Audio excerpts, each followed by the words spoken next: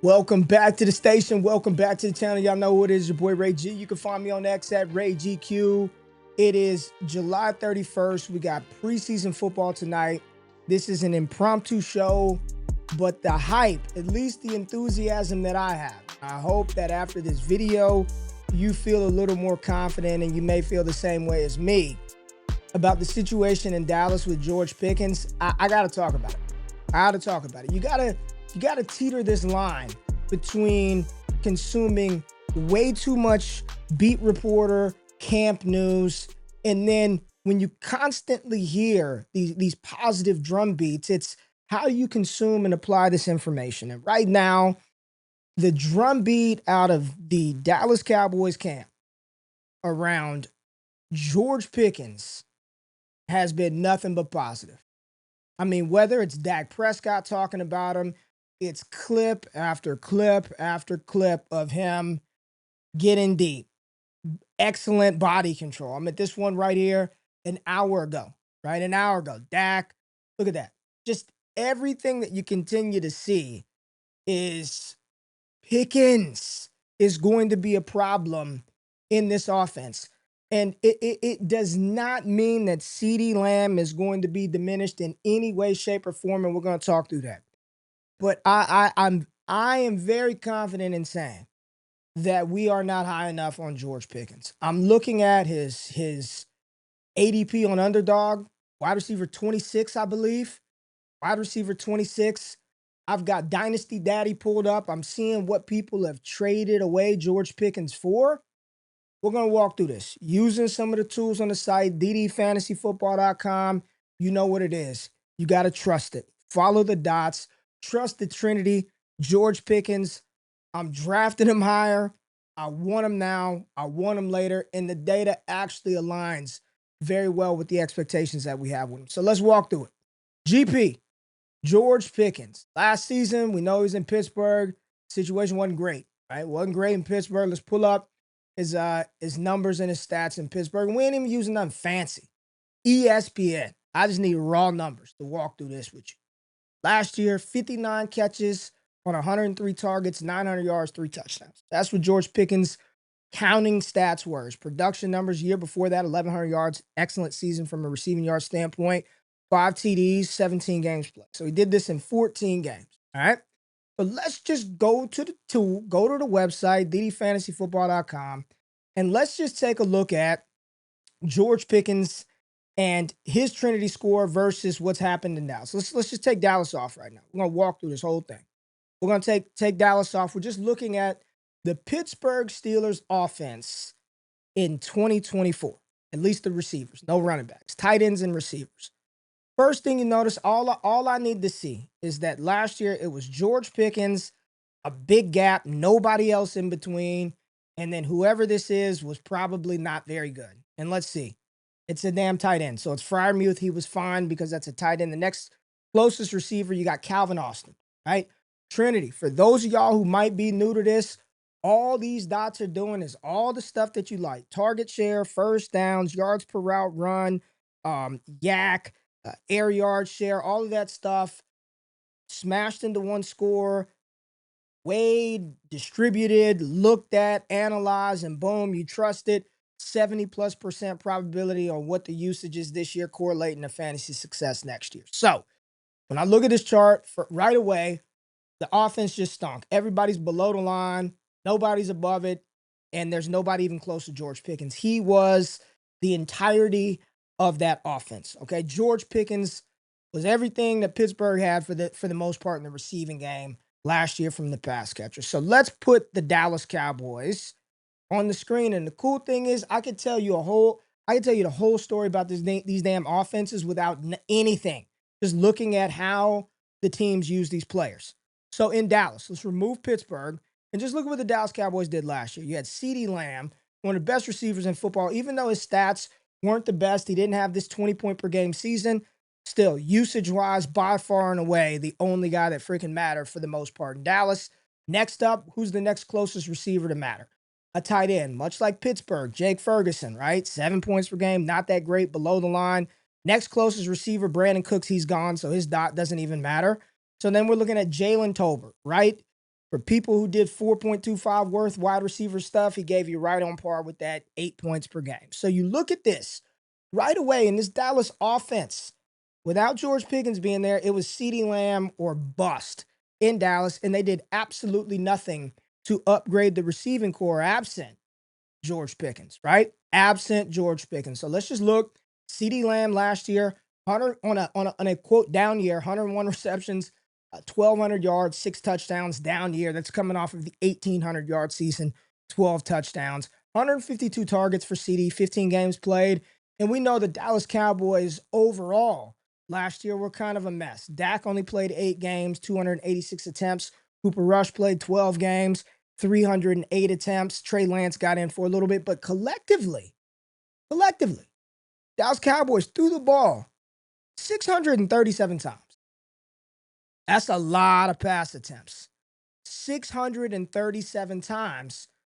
Counter to that, the Pittsburgh Steelers last year, with the combination of Russell Wilson and Justin Fields, threw the ball 499 times. All right, so sub 500, right at 500 yards. The Cowboys threw the ball 137 more pass attempts from the Dallas Cowboys. Now, not all of those went to CeeDee Lamb, but when you look at the distribution, just looking at using ESPN, CeeDee Lamb, 152 of those 637 targets.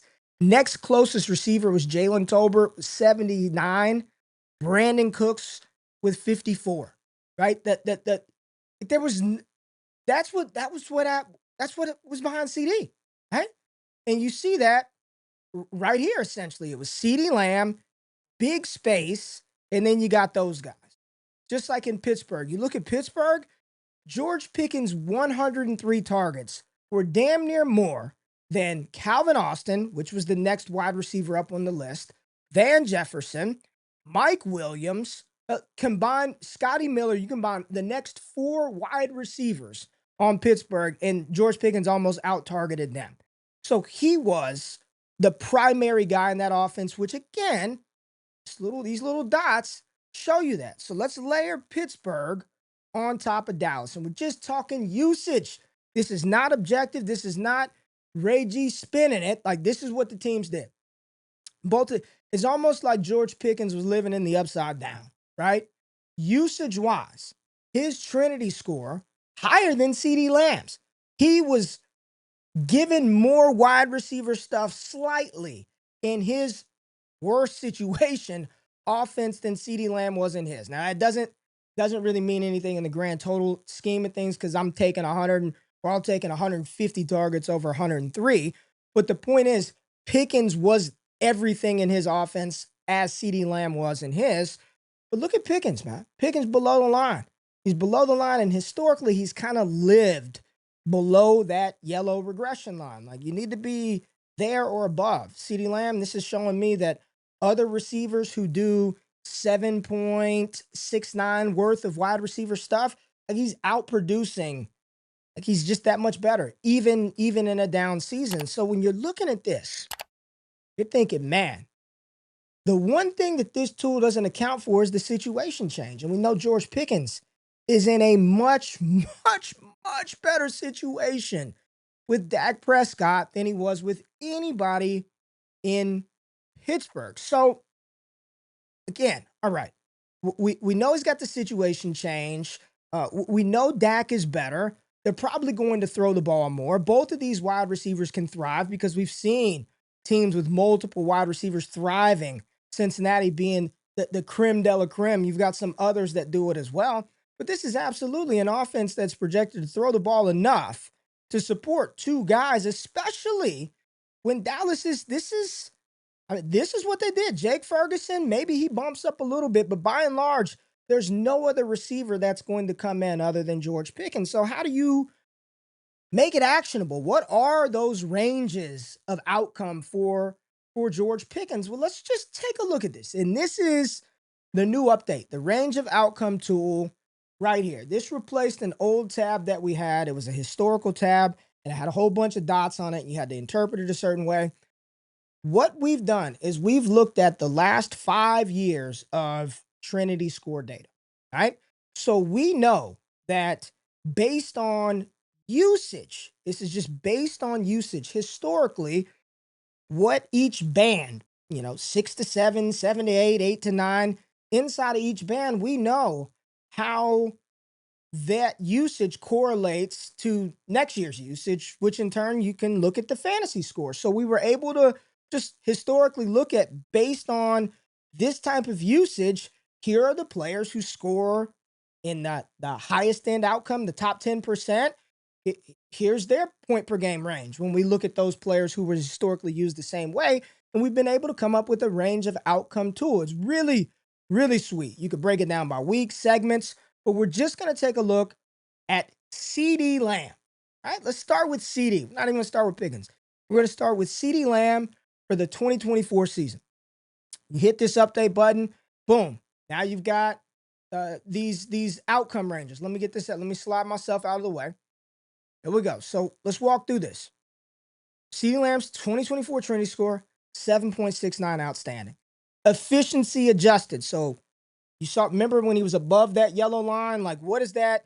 If we adjust for that efficiency, because obviously he's doing more with than the average person who was scoring a 7.69, that would put him at an 8.19, which is incredible. So historically, looking at data over the last 5 years of players whose usage equated to an 8.19 inside of that band, on the high end range of that usage outcome, you've got players like Jamar Chase, who was used at that type of range. Justin Jefferson from 2022 at the top 10% of that 8.19 band. And the average of those players inside that top 10 historical results is about 23 points per game on the high end outcome for CeeDee Lamb. So even in a down season, what this tool is telling me is on the high 10% end, CeeDee Lamb's usage should still look similar to what Chase's looked like here in 24, which is very key to this whole video. Justin Jefferson, 2022, if you want to take his most common historical results, like that median range, you're looking at Stephon Diggs from 2022, 18 points per game in that range. And on the low end, based on somebody who would be used in an 8.19 way, you're looking at 16 points per game, okay?